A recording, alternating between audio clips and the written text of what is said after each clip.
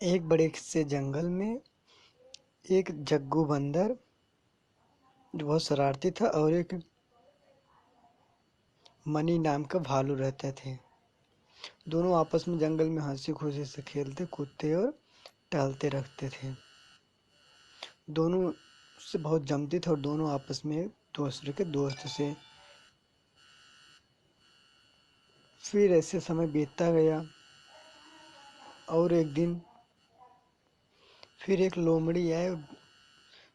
वह देखी कि बंदर और भालू दोनों दोस्त हैं। वह उनको उनकी दोस्ती देखी नहीं। लोमड़ी वैसे भी बहुत चालाक होती हैं।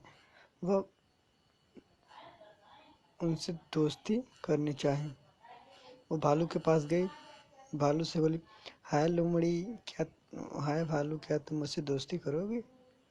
भालू बोला, ओके, कोई बात नहीं है, मैं बिल्कुल कर लूँगा।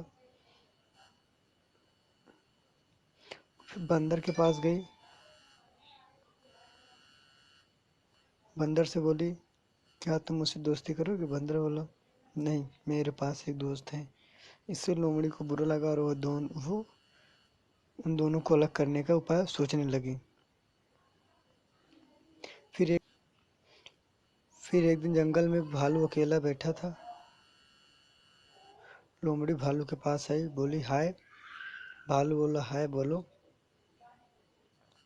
लोमड़ी बोली, बंदर बहुत चालाक है, वो तुमसे दोस्ती अपने मतलब से करता है। भालू बोला, वो कैसे? वो तो हमारे साथ ही रहता है अक्सर। फिर लोमड़ी बोली, तुम्हें नहीं पता, वो अकेले आम खाता है, अकेले पेड़ पे टहलता है, तुम्हें कभी नहीं ले जाता है। भालू इससे थोड़ा सा दुख हुआ, पर उसे विश्वास था कि वो हमें भी देगा कभी। लेकिन लोमड़ी उसको भगाती गई और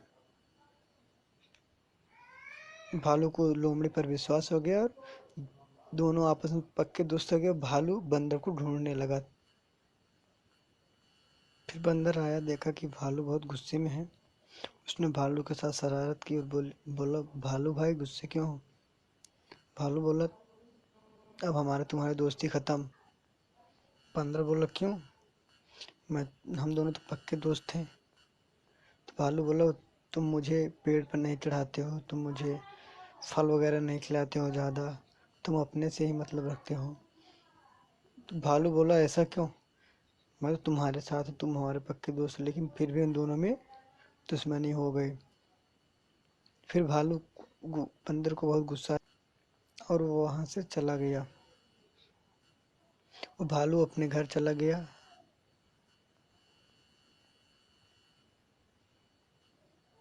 बंदर को समझ में आ गया और वह लोमड़ी के पास गया। लोमड़ी की चालाकी को समझता था और वह बोला, वह बंदर भी उससे दोस्ती करना चाहा लोमड़ी से। बंदर लोमड़ी से दोस्ती लोमड़ी ने बंदर से दोस्ती कर ली। और फिर लोमड़ी उससे क्या कहने लगी कि भालू के साथ मत रहा करो, भालू बहुत वो है, वो तुमसे दोस्ती नहीं करना चाहता है, वो मुझसे कह रहा था, ऐसे ऐसे कहने लगी। फिर बंदर समझ में गया और उसने चुपके से भालू को भी लाकर खड़ा किया था।